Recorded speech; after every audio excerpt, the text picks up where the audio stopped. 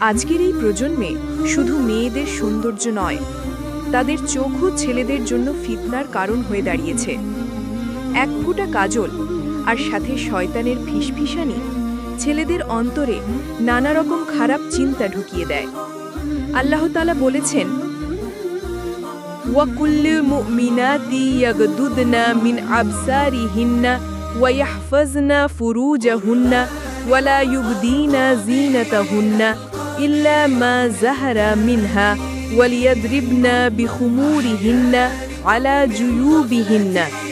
অর্থাৎ, হে নবী, মুমিন নারীদের বলুন তারা যেন দৃষ্টি নত রাখে, তাদের লজ্জাস্থান হেফাজত করে এবং তাদের সৌন্দর্য যেন প্রকাশ না করে যা স্বাভাবিকভাবে প্রকাশ পায় তা ছাড়া। যখন নারী নিজের চোখ আবৃত করে তখন তার মর্যাদা বেড়ে যায়, তার নিরাপত্তা বেড়ে যায়, আর আল্লাহর কাছে সে হয় সম্মানিত। হে বোনেরা, তোমাদের চোখের সৌন্দর্য লুকিয়ে রাখো, এটাই তোমার ইজ্জত, তোমার পর্দা আর তোমার জান্নাতের পথ।